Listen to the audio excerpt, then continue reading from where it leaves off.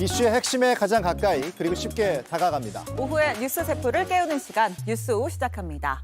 오랜만에 만난 국민의힘 김기현 대표와 인요한 혁신위원장, 묘한 분위기가 흘렀습니다. 대구로 간 한동훈 장관, 장모 리스크 공세에 나선 민주당 이야기도 해봅니다. 오늘은 금요일이죠. 인터뷰 코너 오후의 티키타카에서는 18년차 DJ 개그맨 김태균 씨 만나보겠습니다. 자, 그럼 오늘도 쇼츠트랙부터 달리겠습니다.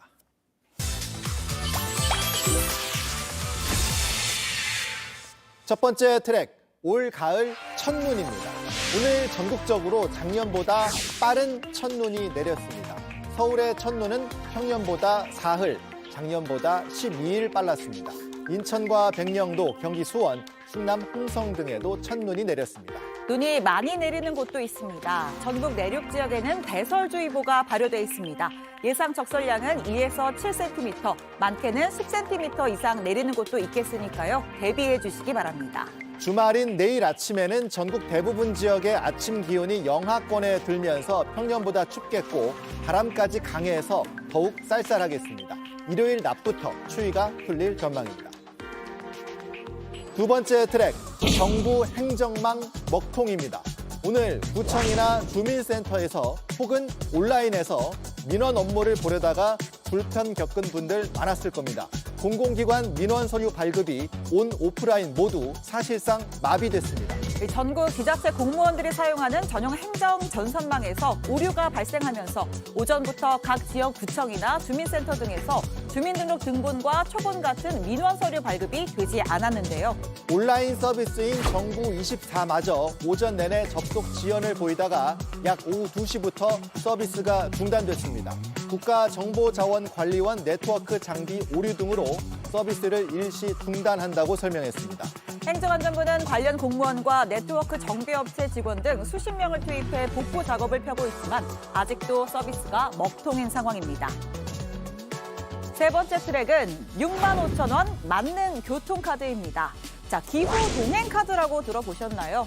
서울시가 내년부터 도입 예정인 사업인데 월 65,000원에 버스, 지하철, 따릉이까지 서울시 내 전 교통수단을 무제한 이용할 수 있는 카드입니다. 여기에 인천시도 동참하기로 했습니다. 오늘 오세훈 서울시장과 유정복 인천시장이 만나서 교통 분야 업무 협약을 체결했는데요. 서울과 인천을 오가는 광역버스부터 시작해서 점차 대상을 늘려가기로 했습니다. 우선 가능한 광역버스부터 참여를 하고 그다음에 버스, 지하철 이 문제는 이제 연구와 그다음에 실무 협의회를 통해서 점진적으로 확대하는 방안으로.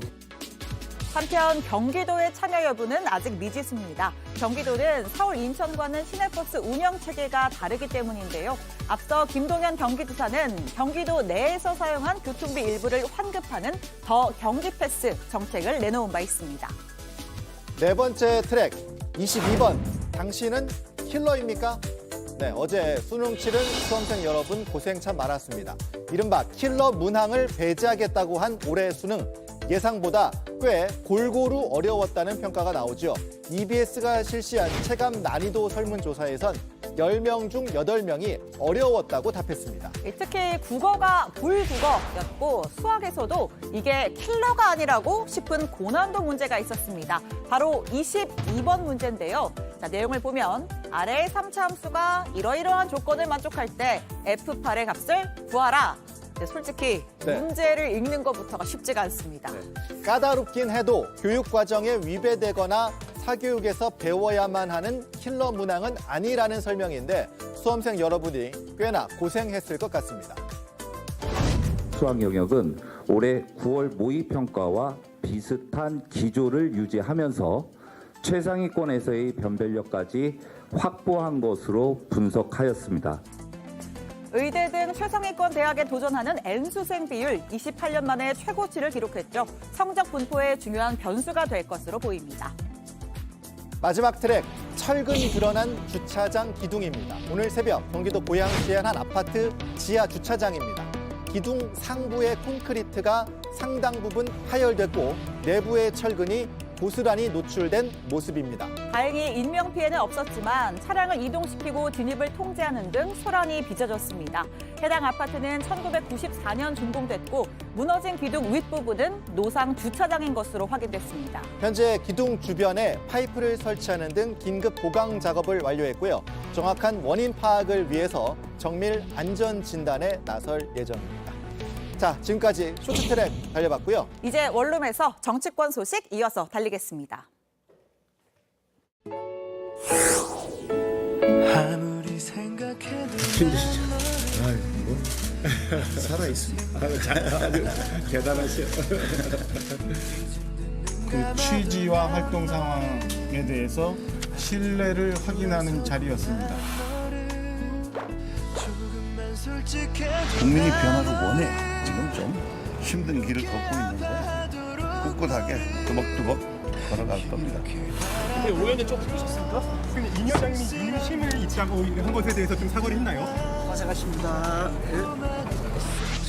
헤어져도 난 너를 매일 또 이별해도 난 너를 네, 5시엔 뉴스 오후 첫눈이 내린 금요일 정치토크 시내 원룸에서 이어가 보겠습니다. 오늘은 국민의힘 혁신위원 오신환 전 의원 그리고 민주당의 김유정 전 의원 두 분 모셨습니다. 안녕하세요. 안녕하세요. 네, 지금은 눈 그쳤나요? 네, 그쳤어요. 오시는 길 불편하지 않으셨죠? 눈 못 봤어요, 저는. 못 보셨어요? 오늘 한창 회의하느라 또 바쁘셔가지고. 알겠습니다. 첫 번째 주제 바로 들어가 보겠습니다. 몸 던져 희생해야 이렇게 잡았는데요. 자, 최근에 묘한 긴장감이 흘렀던 이 국민의힘 인요한 혁신위원장과 김기현 대표가 오랜만에 마주 앉았습니다. 회동을 했는데요. 이 회동 전에 인 위원장이 불필요한 오해가 좀 많았다 이렇게 얘기를 했거든요. 일단 뭐 만났을 때 서로 이렇게 화기애애 웃음꽃이 피었는데 뭐 김 대표가 힘드시죠 하니까 뭐 인 위원장이 살아 있습니다. 뭐 이렇게 또 농담도 뼈 있는 농담도 주고 받으시더라고요.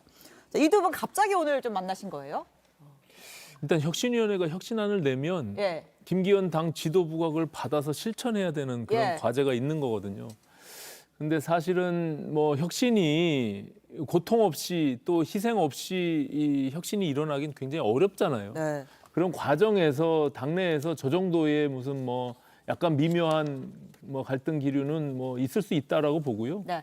그만큼 우리가 혁신위원회가 당 대표의 직속 특별위원회 같은 그런 구조적 한계가 있음에도 불구하고 당과 뭐 소위 말한 뭐 짜고 치는 예. 뭐 그런 것은 아니다. 그래서 우리가 정말 국민의 눈높이에 맞게끔 민심이 당심을 움직일 수 있도록 하는 그런 과정들에 저희 혁신위원회 위원들이 네. 정말 고민하고 같이 토론하면서 혁신안을 만들고 있거든요. 예. 이제 아무래도 김기현 대표는 예상치 못했던 여러 가지 혁신안들 또 거기서 방송을 통해서 인요한 위원장이나 뭐 다른 대변인이 발언한 부분들 뭐 특히 혁신위의 조기 해체설이나 예. 또 뭐 용산 대통령실에서의 어떤 신뢰를 뭐 간접적으로 확인했다 뭐 이런 부분들이 아마 조금 당 대표로서는 마뜩치 않은 뭐 그런 표현이었던 것 같아요. 예. 그래서 조금 그동안의 어떤 발언보다는 좀 더 과감하게 김기현 대표가 또 언론에서 얘기를 했거든요. 그러다 보니까 이게 사실상 아까 말씀드린 대로 이게 당 지도부와 혁신위가 갈등으로 계속 치달아가면 결과적으로는 해결은 안 되고 당내 갈등만 조장하게 되는 또 이상한 모양으로 갈 수밖에 없거든요. 그래서 두 분이 아마 어제 교감을 하고 예. 전격적으로 만남이 이루어졌고 그 속에서 서로에 대한 신뢰를 확인했고요. 예. 특히 김기현 대표는 뭐 고맙다 혁신의 활동들이 그래도 다른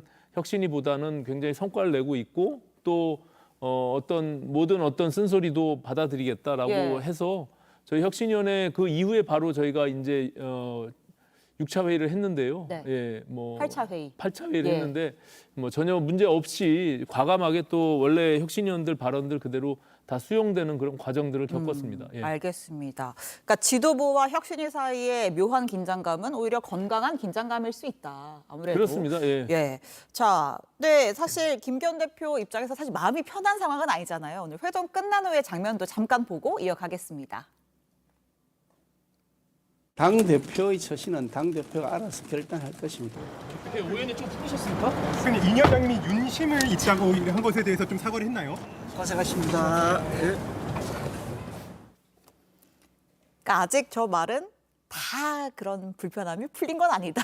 좀 이렇게 보여지는데요. 앙금이 예. 굉장히 많이 남아있는 모습이잖아요. 신뢰를 회복했다고 하셨지만 좀 남아있는 것 같다. 예. 많이 남아있는 것 같고요. 아, 그대로 많이. 남아있는 것 같고요.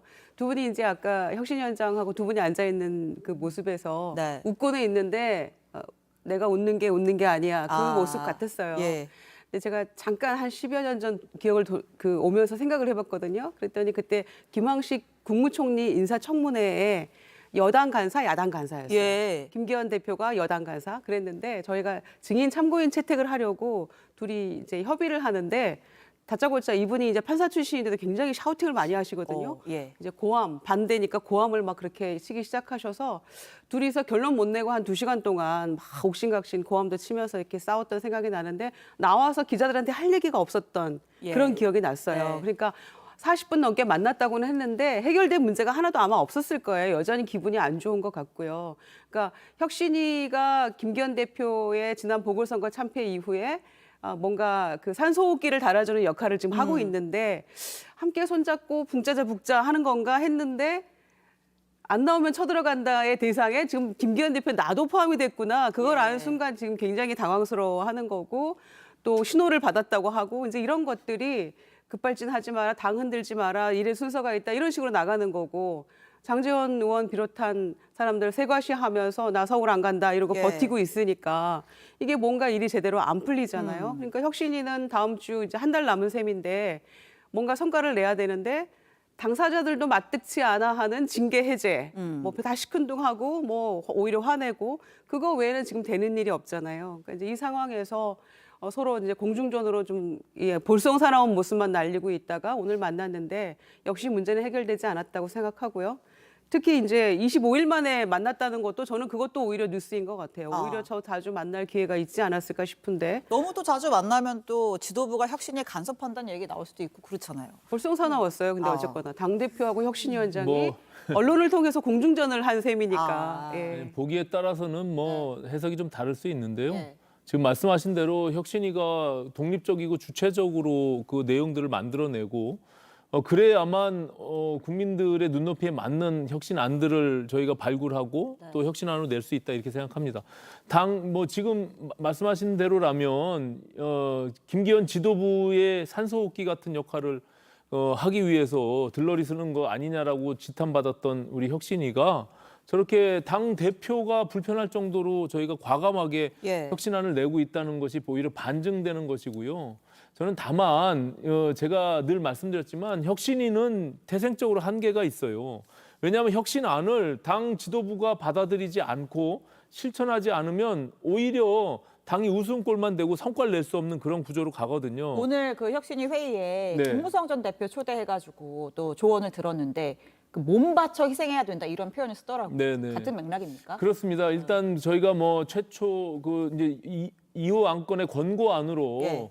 당 지도부를 포함한 당의 중진 또 대통령과 가까운 신분에 있는 의원들이 조금 뭐 스스로 희생을 조금 예. 결단을 해주시면 좋겠다라는 어떤 충정 어린 권고를 했거든요.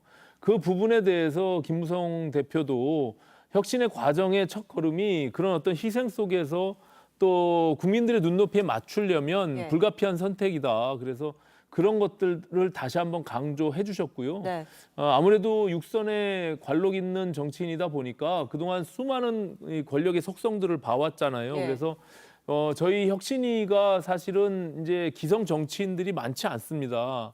저를 포함한 몇 명만 이제 당 예. 내부의 구성원들이고 대부분은 전부 외부에 있는 전문가들이기 때문에 이것을 혁신안은 국민들의 눈높이에 맞는 내용을 던진다 해도 어떻게 그게 당이 수용하고 받아들여야 되는지의 과정들을 잘 몰라요. 그리고 이것이 어떤 파장을 일으킬지.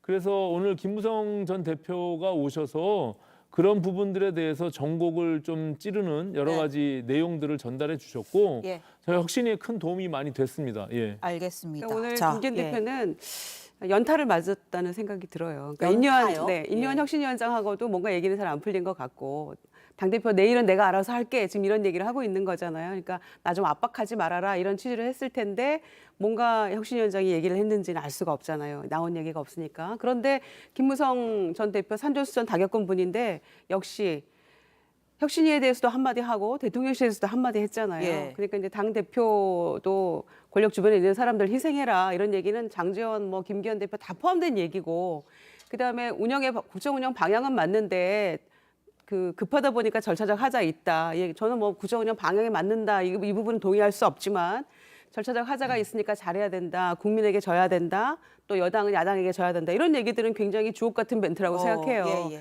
근데 그거 듣고 보면은 김기현 대표는 또 김무성 대표한테도 한 소리 들은 셈이 되니까 오늘 천운 어느 날 굉장히 마음은 좀 불편하지 않았을까 싶습니다. 알겠습니다. 자, 지금 국민의힘이 잘해보려고 참 이제 노력들을 하고 있는데 또 여기저기서 또 비대위로 가야 되는 거 아니냐 이런 얘기도 일각에서 나온단 말이죠. 또 그 타이밍에 한동훈 장관의 행보가 예전과 좀 다르다.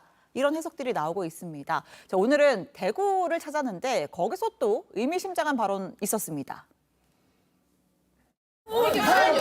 총선은 국민들의 삶에 대단히 중요한 것인 건 분명합니다.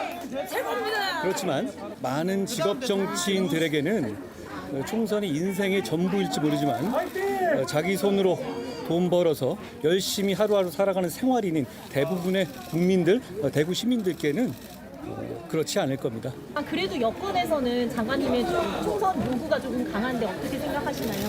뭐 의견은 많을 수 있습니다. 장관 인사 범죄 프로토콜도 진행 중일까요? 뭐 제가 아는 바가 없네요. 제가 대구에 2번째 왔는데요. 저는 평소에 대구 시민들을 대단히 깊이 존경해 왔습니다. 네, 일정 자체는 뭐 강력범죄 피해자 지원센터, 그러니까 법무부 장관으로서 간 거였는데 나온 발언들이 대구 시민들 깊이 존경한다. 뭐 굉장히 좀 정치인스러운 발언 아닌가요? 제 과잉 해석입니까? 아니요. 아닌가요? 너무 소극적인 해석이시고요. 아, 예. 이미 정치인의 행보를 국회에서부터 걷고 있다고 보여집니다. 그리고 뭐 정책 행보라고 합니다만 지금 딱 저 모습은 유세 현장 같잖아요. 좀 그런 느낌이 있죠. 네. 지금 보면 오늘 뭐 아이한테 편지도 받고 뭐 시민들이랑 저렇게 셀카도 좀 찍어주고 그러니까요. 굉장히 좀 이렇게 친화적인 행보를 네. 좀 보였네요. 예. 셀카 찍자고 하는 시민들을 또 뭐 막 내칠 거절할 수는 수는 없었겠죠. 그런데 이제 어찌됐거나 그 TK 지역에서의 한동훈 장관의 어떤 영향력이라고 할까, 지지라고 할까 이런 것들을 오늘 읽을 수 있는 날이었는데 이준석 TK 중심으로 한 신당설에 대한 견제인 것 같기도 하고요. 오. 또 그 후임을 물색 중이다 이런 얘기도 나오고 있잖아요. 예. 후임 법무부 장관 이런 얘기 나오고 있어서 법무부 인사정보관리단에서 검증을 하고 있을 텐데 지금 본인이 후임 장관을 검증한다는 얘기인지 잘 모르겠습니다만 얘기가 도는 거 보면 뭔가 움직임은 있을 텐데 적어도 예산 국회가 끝나는 시점 이준석 네. 대표가 뭐 그 예측한 대로 1, 2주 내로 뭐 이런 건 아닌 것 같고요. 예산 국회가 적어도 끝나야 되고 인유한 혁신위가 그쯤 되면 마무리될 거예요. 예. 그 즈음에 뭔가 변화는 일어날 것 같다 이렇게 보입니다. 혁신위가 한동훈 비대위원장 꽃길 깔아준다는 해석을 낸 정치인이 있었거든요. 뭐 저는 뭐 전혀 근거 없는 얘기다 이렇게 생각하고요. 예. 뭐 내부에서 뭐 비대위 전환에 대해서는 혁신위가 다룰 내용도 아니고 그런 언급이나 논의가 된 바는 없습니다. 예. 다만 이제 한동훈 장관의 저런 행보들은 저는 뭐 이상하지 않다라고 봐요. 왜냐하면 어쨌든 이미 대중적인 어떤 그 지명도나 행동들을 이미 민주당을 통해서 오히려 키워왔던 그런 장본인이거든요. 그래서 언론이 왜 그냥 이게 법무부 장관을 그렇게 많이 쫓아다니겠습니까? 예. 그건 이미 차기의 뭔가 미래 권력 아니면은 정치인으로서의 행보들에 대한 관심이거든요. 그런 질문들과 또 시민들의 요구들에 한동훈 장관이 어떻게 피할 수만 있겠어요. 예. 그래서 저는 이미 그런 행보들이 이상하지 않고 또 뭐 본인의 어떤 순리대로 지금 가고 있는 것이다 이렇게 보여지고요. 네. 한동훈 장관이 정치를 하는 게 전혀 이상하지 않습니다. 제가 봐서는. 다만 지금 이제 법무부 장관으로서의 어떤 신분이 분명히 있기 때문에 이제 그런 부분들이 이제 오버랩 될 때 과연 어느 정도의 시너지를 낼 것이며 네. 또 한동훈 장관의 행보가 계속 정치인으로서도 성장해 나갈 수 있는지 이 부분은 좀 지켜볼 필요가 있지만 네. 어쨌든 저희 당으로서도 필요한 대중적 지지와 인기를 갖고 있는 정치인으로 성장할 수 있는 제목으로는 네. 저는 충분하다 이렇게 생각합니다. 알겠습니다. 그 이준석 전 대표가요. 나한테 비대위원장 맡기면 내가 120석 까지도 먹을 수 있다 오늘 이런 얘기를 하던데 예. 요새 이준석 대표가 하도 그 퍼센트로 얘기하는 걸 좋아해서 이준석 대표가 비대위원장 맡을 가능성은 몇 %입니까? 제가 봐서는 뭐 굉장히 희박하지만 네. 저 왜 120석만 얘기했는지 네. 왜 150석은 안 되는지 아. 그만큼 자신감이 없는지 잘 모르겠는데 네. 어쨌든 지금 김기현 지도 체제에 대해서 언론이나 또 내부에서도 일부 문제 제기를 하고는 있지만 네. 제가 봐서는 뭐 지금 뭐 굳건하게 김기현 지도부가 당을 이끌고 가겠다는 의지가 너무 확고하고요. 예. 그런 것들은 사실 근거가 좀 없는 것 같다 이런 생각이 듭니다. 예. 알겠습니다. 자, 오랜만에 열기도 조금 식힐 겸 오후 한 컷 오늘의 사진 준비했습니다. 자, 부제는 또 만났네, 또 만났어로 잡았고요. 윤석열 대통령과 일본 기시다 총리가 이 에이펙 회의에서 미국에서 만나는 장면인데 벌써 올해만 7번째 만남이더라고요.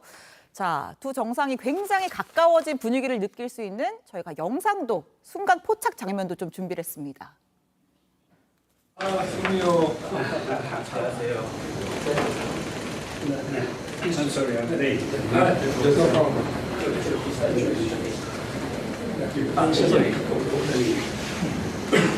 네, 지금 기시다 총리를 후미오 이렇게 이름을 부르는데 그 정도로 친한 사이입니까? 뭐 예를 들면 의원님이 저한테 혜원아 뭐 이런 거잖아요. 예. 네. 가까워도 저는 그렇게는 못 해봤는데 예. 모르겠습니다. 근데 국민들이 일본에 대한 마음이 아직 여러 가지로 참 그 억장이 무너지는 일들이 많은데 대통령이 이제 7번째 만나다 보니까 정말 굉장히 그 친근감을 실제로 느끼는 것 같아요. 네. 두 분이. 그런데 이제 이름을 부를 수 있는 3살이 많거든요. 후미오 총리가. 57년생이더라고요. 네, 57년생이잖아요. 그래서 진짜로 굉장히 친근감도 느끼고 여러 차례 만나다 보니까 아마 정이 들지 않았나 이런 생각인데요. 네. 이재명 대표가 4살이 이제 어려요. 예. 야당 대표 지금 외국 한 번 안 나가고 국내에 계시는데 좀 만나서 제명, 성렬 뭐 이런 거 하면 안 될까. 친밀하게. 네, 친밀하게. 또 왜 그쪽으로 예? 쓰는 거야? 아니 일본 총리하고도 저렇게 친근감 표시하면서 하는데 가장 먼저 풀고 만나고 해야 될 야당 대표와는 왜 이렇게 거리가 먼가. 역시 국내에 계시면 막 화도 많이 나고 대통령 경로 이런 얘기 막 들리는데 나가면 스트레스가 없다라고 얘기를 하신 적이 있어요, 대통령이. 네. 근데 정말 좋아 보이시네요. 네. 뭐 이재명 대표가 사실 뭐 대통령 선거 과정에서 대장동의 몸통은 윤석열이라고 했잖아요. 예. 근데 그 부분에 대한 부분들은 전혀 온데간데 없으니까 하여튼 뭐 그건 차치하고서라도 예. 저는 윤석열 스타일이다 이렇게 생각합니다. 네. 제가 뭐 한 2달 반 정도 대선 과정에서 근거리에서 모셨는데 저런 방식의 친근감을 표현하는 것이고요. 그만큼 친숙해졌고 그것을 본인이 이제 표현한다라고 생각이 드는데 7번이나 만났다는 거에 대해서 저도 오늘 좀 깜짝 놀랐는데 올해 안에만 벌써 7번을 만났으니까요. 사실 한일 관계는 뭐 우리가 과거의 역사적 문제 무조건 덮을 수는 없는 내용이지만 네. 또 미래로 가야 되는 양자적 입장이 있는 겁니다. 그래서 한일 관계 때문에 저희가 미래로 더욱 우리 대한민국이 성장하고 발전하고 또 하는 데 있어서 걸림돌이 되면 안 되기 때문에 저런 어떤 외교도 사람이 하는 거 아니겠습니까? 예, 그래서 양국 정상이 저렇게 가까운 만남과 교류를 하고 있다는 것은 저는 뭐 외교적으로도 굉장히 큰 성과다 이렇게 생각을 합니다. 알겠습니다. 자, 순방이 또 잘 마무리되기를 또 기대를 해보고요. 자, 윤 대통령이 또 한국을 비운 사이에 집안일이 좀 발생을 했습니다. 어제 그 장모 최은순 씨 대법원에서 징역 1년 확정 판결을 받았는데 자, 2번째 주제입니다. 이 민주당에서 대통령이 사과를 해야 한다 이렇게 나서고 있거든요. 이제 불똥이 좀 대통령에게 튀는 모양새인데 저희가 오늘 여야의 입장을 좀 들어보겠습니다.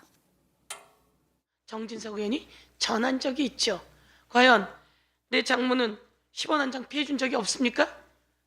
대통령 지금 이 자리에서 지금 이 내용으로 사과해야 하는 거 아닙니까? 대통령께서 그때 말씀하신 한마디 한마디는 엄청난 반향을 일으켰고 그것은 지금 가짜 뉴스가 되었습니다. 제가 저희 장모님한테 하루에 어떻게 사세요? 돈 어디다 쓰세요? 일일이 서류는 어디서 띄세요? 를 확인하지 못해서 죄송합니다. 뭐 이런 얘기를 할 수는 없는 거죠. 그렇죠? 그러면 며느리 입장에서 가만히 있겠습니까? 네, 뭐 오늘 운영에도 굉장히 시끄러웠습니다. 대통령실 인사들 나왔는데 우리 그 손팻말 안 들기로 신사협정했잖아요. 근데 이제 민주당에서 또 참을 수가 없었나 봅니다. 박상혁 의원이 저렇게 손팻말도 들고 나와서 뭐 사과하라, 대통령실이 사과하고 입장 밝혀야 된다라고 해서 또 소란이 있었는데 어떻습니까? 이 장모 사안에 대해서 대통령실이 입장을 밝혀야 합니까? 아닙니까? 두 분 뭐 자유롭게 말씀 주시죠. 밝혀야죠. 밝혀야죠. 예. 대통령실이 아니고 대통령이 밝혀야 된다고 생각합니다. 아, 대통령 본인이? 네. 예. 왜냐하면은 대선 때 10원 한 장 피해 준 적 없다, 남에게. 오히려 뭐 검사사에게 말했으면 그런 일이 없었을 텐데 50억 피해를 봤다, 오히려. 이런 예. 얘기를 하신 바가 있어요. 그런데 차라리 그때 재판 결과를 지켜보겠습니다 했으면 100번 양보해서 조금이라도 이해를 하겠어요. 그런데 예. 그렇게 극구 지금 편을 들고 잔고를 349억인가요? 네. 그렇게 위조한다는 일이 일반 시민들이, 저희 같은 사람들이 이게 상상이나 할 수 있는 일인가요? 그런 일을 이렇게 지금 4차례에 걸쳐서 하면서 결국 대법에서까지 확정 판결을 받았으면 대통령이 사과하셔야 한다고 생각합니다. 이거는 뭐 이제는 지나버렸습니다만 선거법 위반이었잖아요. 허위사실이니까. 그래서 그런 부분에 대해서 내 가족에게 엄격해야 되는 게 아닌가 예. 싶어요. 검찰 시절의 대통령의 모습을 생각해 본다면 살아있는 권력에 대해서 굉장히 원칙적으로 했었고요. 또 공정과 상식을 외쳤던 그 검찰총장의 모습 보면서 근소한 차이지만 국민들이 지지해서 대통령이 되셨잖아요. 예. 그럼 그 원칙을 지키는 게 저는 맞다고 생각합니다. 이게 저 대선 과정에서 민주당이 사실은 10원 한 장 피해를 준 적이 없다고 한 말을 윤석열 대통령이 직접 한 것으로 자꾸 규정 짓고 얘기를 하시는데요. 그것은 너무 와전된 발언이고 팩트가 아닌 거죠. 그러니까 정진석 그 의원이 사석에서 한 내용들을 전달하는 과정에서 이게 계속 뭐 윤석열 대통령이 한 것처럼 자꾸 이렇게 얘기를 하는데 본인은 분명히 그런 얘기를 한 적이 없다라고 얘기를 하고 있잖아요. 그리고 물론 이제 대통령의 책임으로 이게 무한 책임을 가져야 된다면 저 부분에 대해서 뭐 유감 표명을 할 수 있습니다. 뭐 가족의 일이지만. 하지만 이 장모가 더군다나 대통령이 되기 전에 있었던 범죄 혐의에 대한 부분들을 사법적 처리를 받고 있는 거예요. 예. 그만큼 지금 대통령의 권력도 사법부를 침범하지 않고 있다는 것을 입증하는 거 아니겠습니까? 그런 점에서 민주당이 무슨 꼭 한 건 잡은 마냥 저런 식으로 뭐 정치 공세하는 것은 저는 온당치 않다고 보고요. 네. 뭐 대통령도 마음이 편하겠습니까? 장모가 저렇게 실형을 받고 더군다나 지금 그런 부분들에 대해서 대통령이 국정을 운영하는 데 있어서 또 다른 짐이 될 수 있기 때문에 네. 마음은 편치 않을 거라고 생각합니다. 국민들께 또 죄송한 마음도 있을 테고. 근데 다만 이게 장모가 하는 그런 행동이나 활동들을 우리가 다 결혼해서 살고 있지만 그것을 어떻게 매일매일 체크할 수 있는 것도 아니고 그것을 확인할 수 있는 것도 아니고 물어볼 수 있는 것도 아닌데 그걸 모든 거를 그냥 다 대통령이 책임이다라고 저렇게 정치 공세하는 것은 저는 옳지 않다 이렇게 생각을 합니다. 아니요, 그러니까 매일매일 체크하고 다 사위가 알아야 될 이유는 없지만 이 사위가 보통 사위입니까? 대통령이잖아요. 그러면 이 대법 판결에 대해서는 뭔가 입장을 내는 게 저는 맞다고 생각하면 대통령실도요. 선택적으로 입장을 내거든요. 그 이 부분은 명확히 할 필요가 있고요. 김태우 안보실 1차장이나 김태우 전 이제 구청장 후보 이 경우에 대법원 확정 판결 받고 2-3달 만에 다 사면시켜줬어요. 예. 자, 장모님에 대해서 사면하실 궁리하지 마시고요. 대국민 사과부터 하셔야 된다고 생각합니다. 과한 해석인 것 같아요. 예. 일단 그 장모 최윤순 씨는 이제 7월까지 이제 실형을 살게 되는 대법원 판결이 있었습니다. 자, 알겠습니다. 오늘 두 분 말씀은 여기까지 듣겠습니다. 고맙습니다.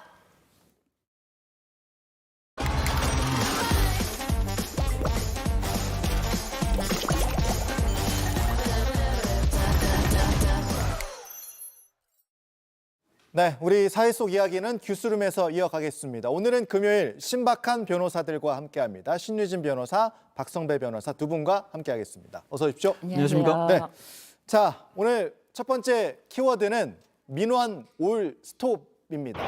앞서 저희가 뭐 뉴스 프로그램 시작하면서도 전해드렸는데 지금 정부 행정 전산망에 오류가 생겼다고 그래요. 그러면서 정부 민원 서류 발급 서비스가 올 스톱이 된 상태입니다. 지금 이제 온라인까지 서비스가 중단이 된 상태인데 제가 조금 전에도 이제 접속을 해봤는데 정부 24 아직 접속이 계속 안 되고 중단되고 있는 상황입니다. 오전에는 이제 오프라인에서 뭐 구청이나 주민센터 등에서 이제 업무 보시려는 분들이 좀 굉장히 난감했던 상황이고 오후 들어서는 지금 온라인 서비스까지 지금 안 되고 있는 상황인데 지금 난감한 상황에 처해 있는 분들이 꽤 많을 것 같습니다. 네, 그렇습니다. 사실 우리나라는 이제 계약이라든지 뭘 할 때마다 뭐 주민등록 초본이라든지 등본이라든지 이런 서류를 첨부해야 되기 때문에 인감증명서도 네, 떼야 맞습니다. 되고. 그렇기 때문에 이게 지금 전산화 시스템 자체가 먹통이 되었다면은 이게 전체가 다 그냥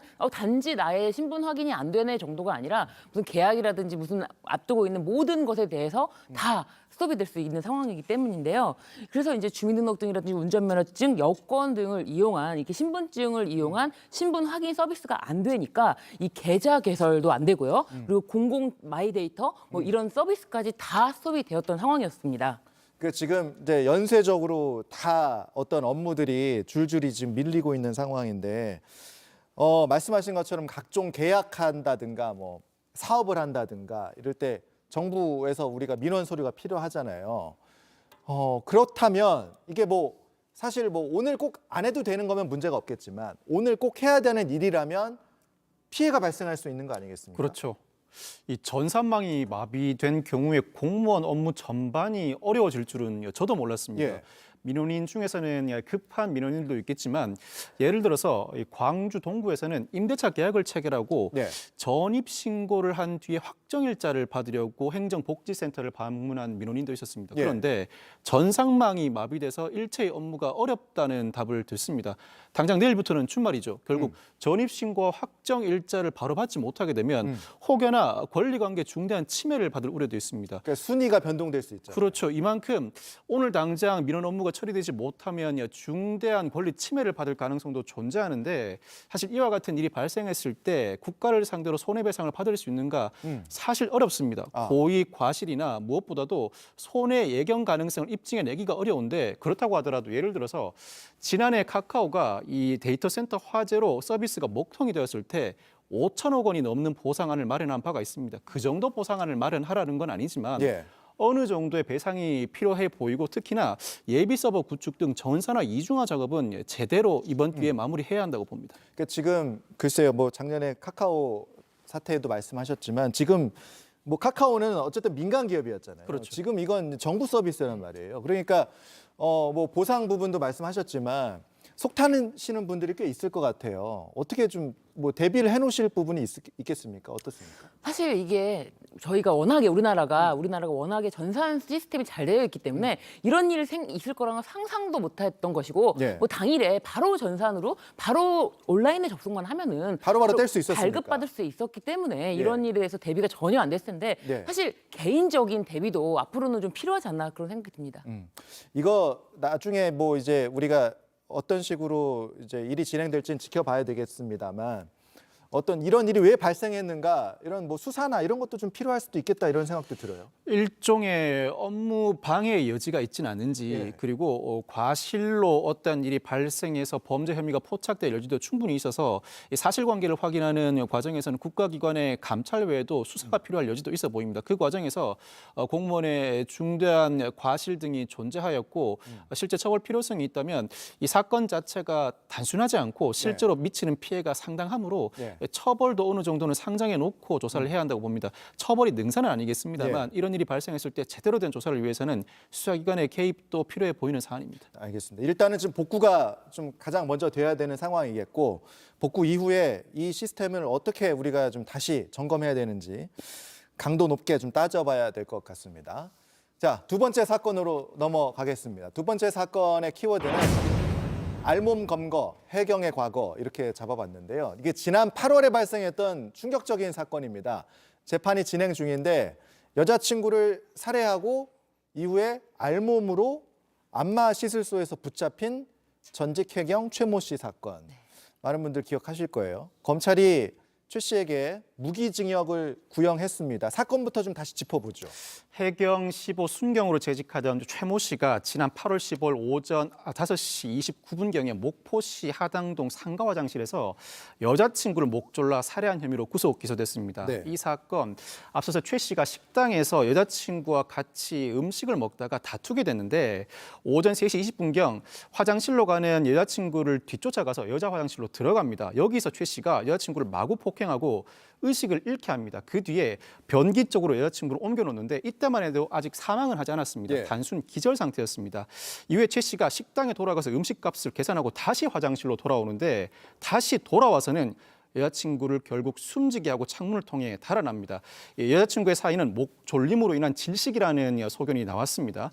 최 씨는 재판 과정에서 기절했던 여자친구가 깨어나면 신고할까 두려워서 살해했다고 진술하면서 우발적 살인이라고 주장했습니다. 그렇지만 검찰의 입장은 단호했습니다. 예.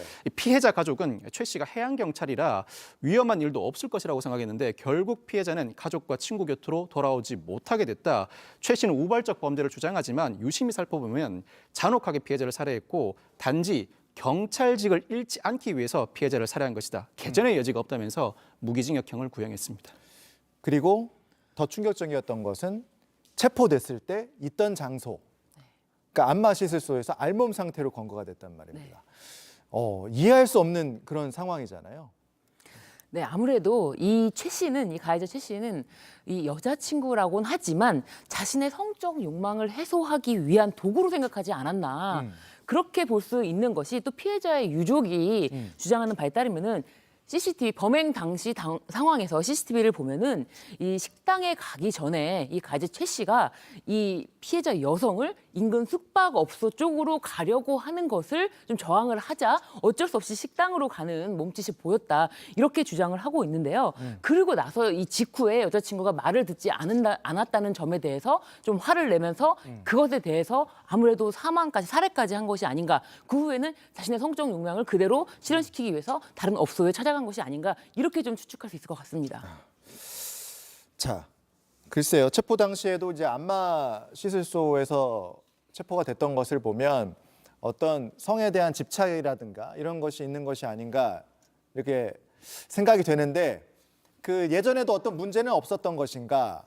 그 성범죄 전과가 있었다는 보도가 나왔습니다. 성폭력 범죄는 아닙니다만 유사한 전력이 있습니다. 예. 이 최 씨가 정보통신망법상 음란물 유포 방조 혐의로 지난해 1월에 벌금 100만 원을 선고받은 전력이 있는데 SNS에서 초대남이라고 잠자리에 초대받은 남자 모집글을 봅니다. 이 글을 보고 최 씨가 스스로 자신의 얼굴 사진과 성병 검사지 등을 SNS 운영자들에게 보냅니다. 예. 그 뒤에 2021년 5월부터 11월까지 총 4차례에 걸쳐서 모텔로 찾아가서는 성관계 영상이나 마사지 영상 등을 촬영하게 되는데 이 운영자들은 SNS에 성관계 영상을 게재하기 위해서 모집글을 올렸습니다. 즉 이들을 도운 것이라고 할 수 있습니다. 그래서 이게 정보통신망법상 음란물 유포 방조 혐의를 받았군요. 네네. 그래서 이제 벌금형이 선고가 됐는데 자 이게 보면 지금 해양경찰이었잖아요. 그러니까 해양경찰로 임용된 지 1년이 채 되지 않아서 이 여자친구를 살해하는 범죄를 저질렀는데 임용되기 전에 지금 이 성범죄 관련해서 벌금 100만 원이 선고가 나왔단 말이죠. 그런데 경찰에 임용이 됐습니다. 그래서 이게 어떻게 가능한 것인가? 이런 부분에 대해서 지금 의문이 나오고 있어요. 네, 이거를 예. 오로지 형식적으로 보면은 과연 자격 요건에 미달되는가? 그러면 임용 자격 요건 자체에는 미달되지 않는 상황입니다. 왜냐하면 경찰 공무원법 8조에 따르면은 이 성폭력 처벌법으로 100만 원 이상의 벌금형 선고 확정 후 3년 이내 이렇게 성폭력 처벌법으로 100만 원 이상의 벌금형이라고 규정되어 있는데 예. 이 자가 저지른 범행은 정보통신망법상 벌금형이거든요. 형식적으로 보면 그렇지만 이게 공무원 임용 과정에는요 여러 과정이 있습니다. 지원 자격 요건이 된다고 하더라도 이 사람이 시험도 잘 봐야 되고 예. 그다음에 최종 면접도 있는데 이 최종 면접에서 신원 조회를 해서 범죄 전력 조회를 할 수가 있는데 분명히 조회가 됐을 것 같아요. 그렇습니다. 범죄 전력 조회를 하면은 사실 음주 전력만 있다 하더라도 이 자는 아무래도 시민 안전과 뭐 법 질서를 수호하는 경찰이 되긴 부적합하다라고 판단하면 탈락으로 할 수가 있거든요. 그런데 이 자의 범행은 음란물 유포 방조죄란 말이에요. 네. 그렇다면 이 자에 대한 어떤 시민들의 신뢰도 이런 걸 낮게 평가할 수 있기 때문에 탈락 요건이 됨에도 예. 이자에 대한 신원조회, 범죄 전력 조회가 누락이 된 것으로 좀 의심이 됩니다. 누락이 됐거나 좀 허술했을 가능성을 우리가 일단 좀 추정해 볼 수 있는 상황입니다. 검찰이 무기징역을 일단 구형을 했어요. 네네. 그렇다면 이제 과거의 전력까지를 재판부가 좀 다 보게 될까요? 과거의 전력도 당연히 고려를 합니다만 사실 음란물 유포 방조가 형성고에 직접 영향을 미칠 것 같지는 않습니다. 그렇지만 이 사안은 단순한 다툼 끝에 살해한 사건이 아닙니다. 단순한 다툼 끝에 살해한 사건이라면 살인은 초범임으로 징역 15년 정도가 선고될 만한 사안이지만 이 사안은 다른 범행 발각을 우려해서 살해한 사건입니다. 살인의 양형 기준상 보통 동기 살인보다 그 형이 더 중간 비난 동기 살인 유형입니다. 예. 그렇다면 기본적으로 징역 18년 이상 무기징역형이 권고되기도 하는데 계획적 살인 범행인데다 범행 이후의 정황이 매우 안 좋습니다. 뿐만 아니라 해경이라는 신분까지 고려해 본다면 굳이 이전의 전력을 감안하지 않더라도 상당히 중한 형, 적어도 징역 30년 이상은 선고될 만한 사안이라고 평가할 수 있습니다. 알겠습니다. 선고 내용도 좀 지켜보도록 하고요. 자, 세 번째 사건으로 가겠습니다. 세 번째 사건은 키워드를 고령이라서 괜찮다? 물음표? 이렇게 잡아봤는데요. 어떤 사건인지 사파로 재구성을 해봤습니다. 혼자 살고 있던 80대 여성이 있었습니다. 초인종이 울렸어요. 그래서 누군가하고 문을 열었는데 80대 남성이 갑자기 집 안으로 밀치고 들어왔다는 거예요. 화면처럼. 그래서 밀치고 들어와서는 이제 성범죄, 성폭행을 저지르려고 했고 다행히 가족이 이 범행 현장을 목격을 해서 말렸고 경찰이 출동을 해서 현장에 경찰이 출동을 했던 사건입니다. 그런데 이제 논란이 되는 부분이 뭐냐면 경찰이 현장에서 저 80대 남성을 체포를 안 했어요? 경찰이 남성을 현행범 체포하지 않았고 이어서 구속영장 신청도 하지 않았습니다. 고령이고 주거가 일정의 도주의 위험이 없다는 이유를 들었는데 일단 이 남성은 강간치상 등 혐의로 검찰에 송치된 상황입니다. 검찰로는 넘어갔고. 예, 검찰로 사건은 일단 넘어간 상황입니다. 그렇지만 피해 여성은 이 주거지에 그대로 살아야 할지 의문일 정도로 상당한 심적 고통을 겪고 있다고 하는데 이 경찰은 A씨, 즉 남성에게 접근하지 말라는 경고만 했을 뿐 별다른 조처를 하지 않았던 것으로 전해지고 있지만 그에 반박해서 경찰은 피해자 보호 절차상에도 문제가 없다는 입장이긴 합니다. 사실 구체적인 사실관계가 더 드러나지 않아서 정확한 판단은 어렵습니다만 통상 성범죄의 경우에는 수사 단계에서 구속하는 경우가 드물긴 합니다. 그 이유가 성범죄의 경우에는 피해자 진술에 의존하다 보니 일단 수사 단계에서는 충분히 방어권을 보장해주고 다만 형을 선고할 때 유죄가 선고된다면 징역 3년 이상 엄히 처벌하면서 법정 구속하는 경우가 많습니다. 그렇지만 현장에서는 피해자 진술에 의존할 만큼 증거가 별로 없으니까 오히려 구속함으로써 증거 인멸의 우려를 막아야 한다는 주장도 상당히 제기되고 있습니다. 이 사건의 경우에는 단순 강간치상인지 특수강간치상인지도 살펴봐야 합니다. 주거 침입 상황이었다면 특수강간치상으로서 법정형 자체가 무기징역 또는 10년 이상의 징역 사안입니다. 상당히 법정형 자체가 높을 뿐만 아니라 고령이다 보니 고령인 상황에서는 실제로 형 선고할 때 실형을 선고할 사안도 집행유예 선고하는 경우가 상당히 많습니다만 고령임을 반영해서 건강이 상당히 악화될 예. 우려를 반영하는 것이죠. 그렇다고 손치더라도 사안 자체가 중하고 피해자 측이 상당히 반발하고 있는 이상 제대로 업무가 이루어졌는지 그리고 피해자 보호 조치에 소홀함은 없었는지는 다시 되돌아봐야 될 것 같습니다. 지금 방금 피해자 말씀하셨으니까 피해자들은 반발할 수밖에 없잖아요. 네. 그러니까 마주칠 수 있지 않습니까? 네, 그렇습니다. 이 사건이 현재 6월 2일 날 일어났고 현재는 강간치상 혐의로 검찰에 송치된 상황인데요. 이게 아무리 봐도 저는 주거침입 강간으로 보이거든요. 예. 주거침입 강간치상. 요거는 좀 더 일반 강간치상과 달리 엄히 처벌되는 것이고 말씀하신 것처럼 무기 또는 10년 이상의 처벌되는 것인데 이 상황에서 현행범으로 체포되지 않은 것조차 좀 의아한 일이 아무리 이 가해자가 고령이라 할지라도 지금 내 집에 침입을 해서 내 집에서 그 피해자인 여성을 80대 여성을 강간치상이라는 범행을 저질렀는데 어째서 현행범으로 체포가 안 되었는지 그 당시 경찰이 출동을 했거든요. 그 상황에서.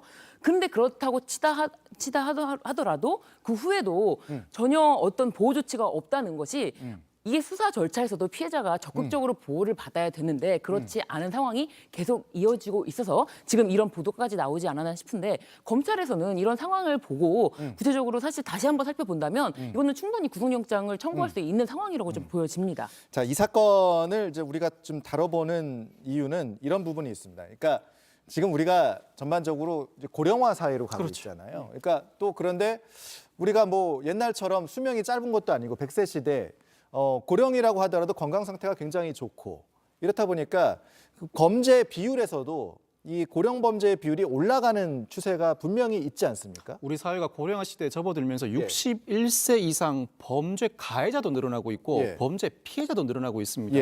예를 들어서 지난해 5월에는 83세 남성이 경기 남양주시에서 귀가 중이던 초등학생을 집으로 유인해서 성폭행한 사건이 발생했습니다. 사실 이 남성은 지난 2017년과 2018년에도 13세 미만 아동을 성추행해 기소된 바가 있는데 이때도 법원은 고령임을 이유로 집행유예를 선고했습니다.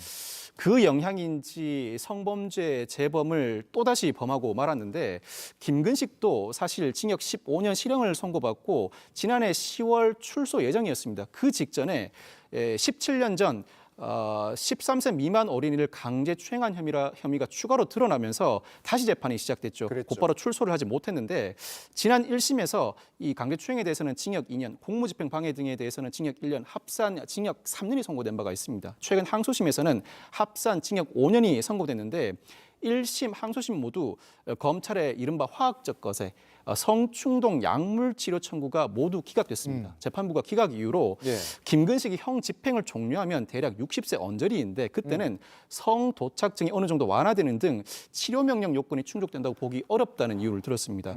물론 재판 과정에서 정신감정의가 약물 치료가 도움이 될 것이라는 견해도 내놓았습니다만 필수는 아니라고 판단한 것이죠. 그러니까 일단 우리가 고령임을 또 전제로 해서 섣부르게 판단하는 건 이제는 우리 사회에서는 좀 맞지 않는 거 아닌가. 네, 그렇습니다. 지금 60대 정도면은 뭐 성적 욕구가 내리막길이라는 이유로 그런 화학적 거세를 기각했다고 하는데 사실 아니라는 것이 현장에서 많이 입증이 되고 있고 자료로 지금 충분히 나오고 있는데 그렇게 판단하는 것이 오히려 자의적이지 않나 싶습니다. 알겠습니다. 자, 오늘 두 분과는 말씀 여기까지 나누도록 하겠습니다. 고맙습니다.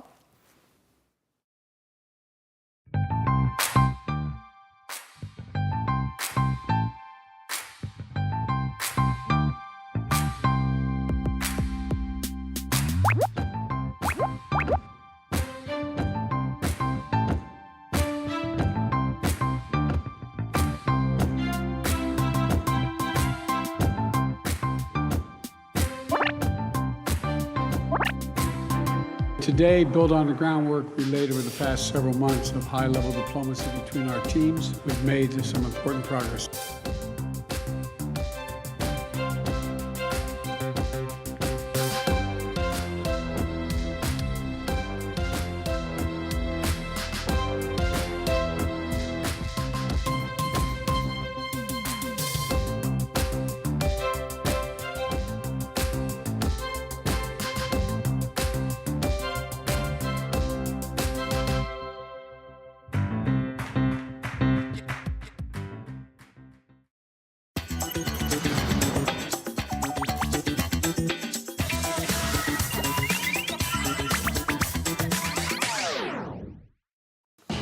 아이 뭐라는 거야? 여보! 매운만두 물만두 중에 하나 고르래. 엄마는 어디 갔어? 야. 엄마는 어디 있는지 난 몰라. 뭐 엄청나게 또 감동받았어. 그냥 전형적인 질문인데 방송 놈들이 하라 그러네. 진짜 한국식 영어. 오늘 박스 안녕? 박스 안녕. 자 오늘도 정문의 유산 균디와 함께하는 컬투쇼 지금부터 시작합니다.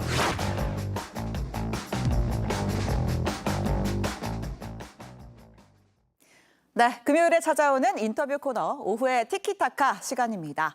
불통의 시대, 소통을 책임져온 남자가 있습니다. 18년간 오후 2시에 웃음을 책임진 남자, 신이 내리는 목소리, 전 국민의 유산균, 우리 균디 김태균 씨 모셨습니다. 안녕하세요. 네, 안녕하세요. 정민의 유산균 균디입니다. 신기합니다. 왜요? 딱 듣자마자 실제로 뵙고 있는 건지 라디오를 듣는 건지. 그렇죠. 목소리가 좀 좋죠, 실제로. 실제가 훨씬 더 좋으십니다. 머리는 어때요? 커요, 작아요? 좀 크십니다. 너무 솔직했나요? 아, 참. 예.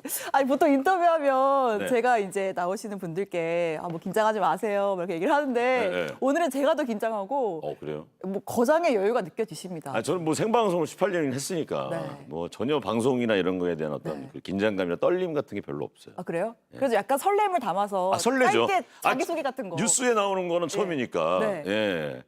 저는 정윤의 오후 2시부터 4시까지를 책임지고 있는 달팽이관 절친 고막 베프 정윤의 유산균 빅 해피 바이러스 빅바 김태균입니다. 안녕하세요. 아 박수가 절로 나왔어요. 네. 근데 왜 유산균이에요? 유산균이니까 이제. 김태균, 유산균. 해피 바이러스가 이제 장까지 살아가게 만들어 드리니까 제가. 랄랄라. 네, 장까지 여러분 세포 구석구석까지 살아서 즐겁게 만들어 드리니까 유산균 말고는 달리 표현할 방법이 없는 것 같아요. 알겠습니다. 자 모신 이유가 있어요, 사실. 왜요? 얼마 전에 좋은 일이 또 있으셨다고. 어떤 일이죠? 네, 이 대중문화예술상 국무총리 표창을 받으셨다. 네, 주시더라고요. 그래서 왜 주신 거예요? 그걸 모르겠어요. 왜 주신 건지. 그러니까 사람들 희극인 김태균으로 받았으니까 예. 아무래도 사람들을 대중들을 국민들을 재미있게 해줬다는 어떤 그런 거를 인정을 나라에서 해주는 게 아닌가. 예. 좀 늦게 받은 경향이 좀 있는 것 같은. 굉장한 공로죠, 사실은. 18년간. 그래서 그때 국무총리 표창 받을 때 의상이랑 똑같은 옷을 입고 왔어요, 일부러. 그러네요. 예, 예. 또 이런 센스까지. 그러니까요. 네, 저희가 당시에 그 수상 소감도 좀 준비를 했거든요. 아, 진짜요? 네, 들으면서 이야기할까요? 제가 그냥 이게 방송으로 돈 벌려고 하는 일이 아니구나라는 생각을 가지게 됐습니다. 사명감을 가지게 됐고 저는 국민들의 행복한 2시에서 4시 2시간을 위해서 내일도 어김없이 마이크 앞에 앉아 있겠습니다. 방송놈들 수고했고요.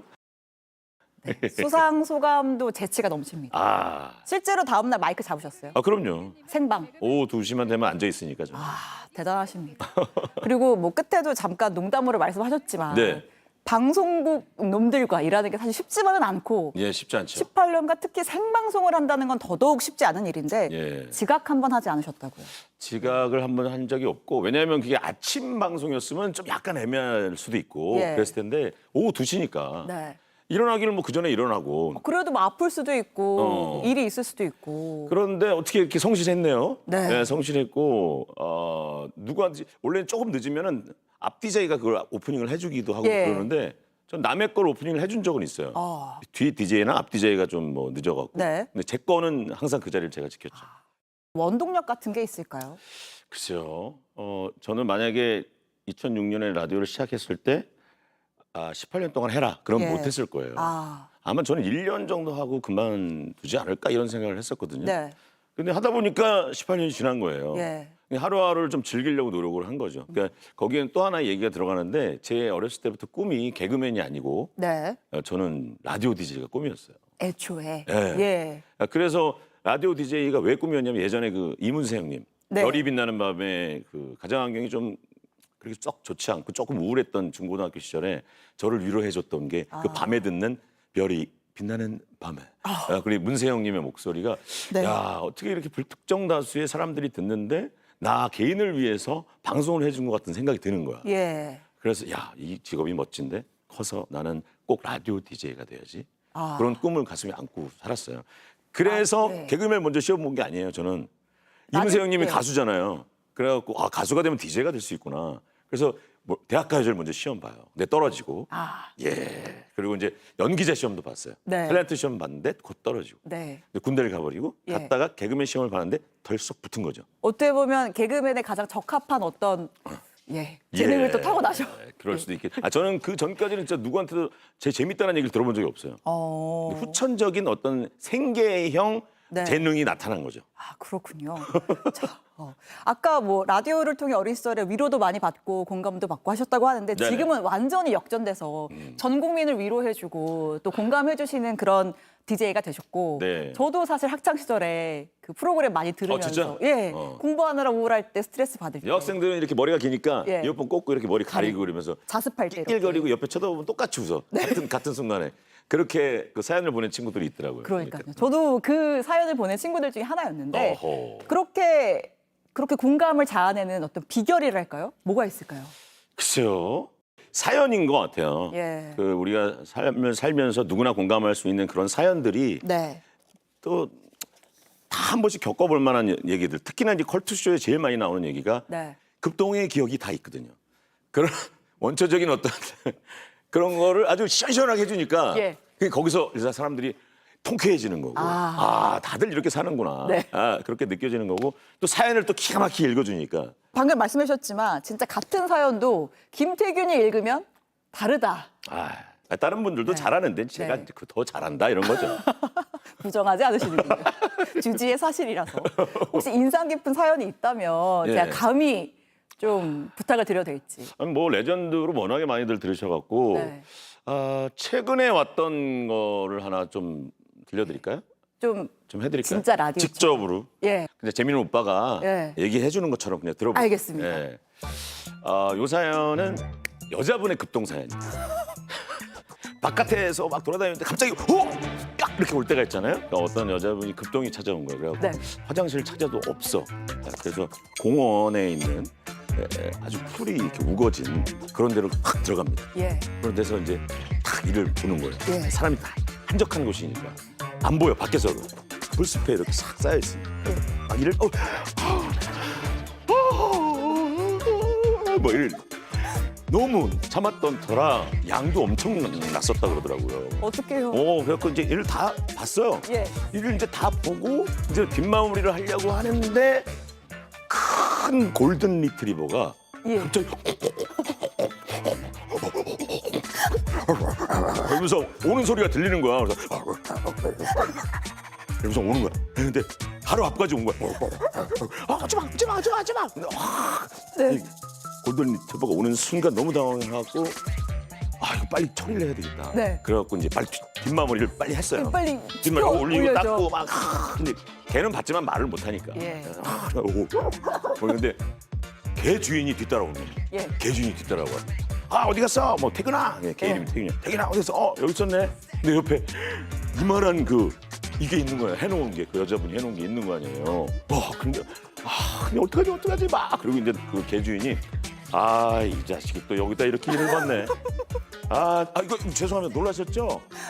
그 봉지를 꺼내더니 그 변을 이렇게 싹 이제 잘못 또 왜 이렇게 많이 썼어 오늘따라. 에이 진짜 죄송합니다. 아니에요, 괜찮습니다. 본인이 싼 똥을 남이 치워갔죠. 개 변인 줄 알고.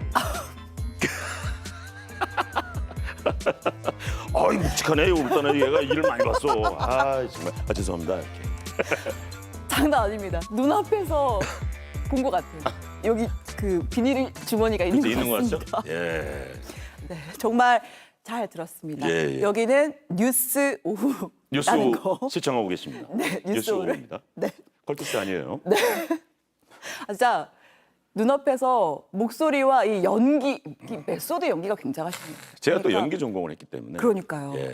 이게 사실은 굉장히 지금 유쾌하게 하셨지만 그 피나는 연습과 이런 것들이 있지 않았을까 제가 감히 좀 상상을. 네, 연습은 안 합니다. 진짜요? 사연을 미리 안 읽어봐요.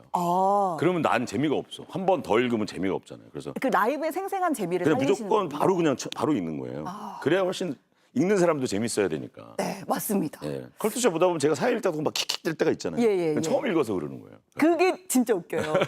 읽으시기 전에 막 참으시면서 이러는 게. 맞아요. 자, 지금 뭐 충분히 저희가 이 사연으로도 즐거웠지만 저는 또 그 기억도 있거든요. 어떤 거? 나이 미친 소야 이거 있잖아요. 그때 달라요. 그때 달라요. 네. 그거죠. 그때 이제 우차싸, 또 예. 레전드 또 개그맨으로도 활동을 하셨는데 네. 뭐 그래도 뭐 라디오가 더 좋다고 하셨지만 원래 꿈은 라디오였다고 하셨지만 네네. 앞으로 개그 무대 설 기회가 있으시다면 마다하지 않고 또 도전을 하시나요? 개그 무대가 아니라 이제 저는 공연을 해서 예. 그 인기를 얻고 대중의 사랑을 받고 나서 다시 방송국으로 들어온 케이스거든요. 그렇죠. 원래는 개그맨으로 뽑혔다가 공연이 하고 싶어서 대학로로 넘어갔다가 예. 거기서 너무 이제 공연이 잘 되고 유명해져서 방송국에서 찾아온 케이스입니다. 네. 그래서 이 공연은 어떤 살아가는 저의 어떤 뭐 에너지고 네. 늘 나의 이유다 이렇게 생각했는데 오랫동안 공연을 못해서 김태기 쇼를 내년부터 할 생각이 있어요. 그래서 기획 중이 있고. 네. 어디서 하시는지 좀 더 설명해 주세요. 아니 공연장은 아직 잡히지는 않았죠. 계획을 하고 뭐 전국으로 이제 투어 공연을 하겠지 아무래도. 데뷔가 1994년. 4년 그러면 이제 개그맨으로 DJ로 공연가로 공연도 하고. 네. 그럼 정말 그 계속 소통을 해야 하는 직업인데 네. 웃음도 주고 좀 힘들 때는 없으셨어요? 아, 글쎄요. 이제는 그 단계는 넘어간 것 같아요. 아, 예, 그냥 이렇게 자연스럽게 대중을 만나는 게 너무 좋고. 예. 그리고서는 이제 우리 라디오에 얼마 전에 왔던 어떤 한 분이 진짜 죽을 결심을 할 정도로 너무 우울하고 힘들고 예. 그렇게 지내셨대요. 근데 제가 등장하자마자 너무 우시는 거야. 제가 딱 등장하자마자 네. 스튜디오에 문 열고 들어왔는데 제 의자에 딱 앉자마자 막 우는 거야. 그래서 저는 오해를 할 것 같아서 사람들이 예. 이 여자는 왜 내 앞에서 이렇게 울지? 예. 네, 그런 생각을 갖고 물어봤어요. 어디 아프세요? 왜 이렇게 우세요? 그게 아니라요. 제가 너무 힘들고 너무 우울하고 죽고 싶었는데 김태균 씨 라디오를 듣고 삶의 희망을 얻었단 말이에요. 그래서 우는 거. 그렇게 야. 나는 물론 내가 꿈을 이뤄서 즐기면서 하는 방송이지만 어떤 네. 한 사람한테는 삶을 살아갈 원동. 희망이 되고 예. 기댈 수 있는 어떤 힘이 되는구나.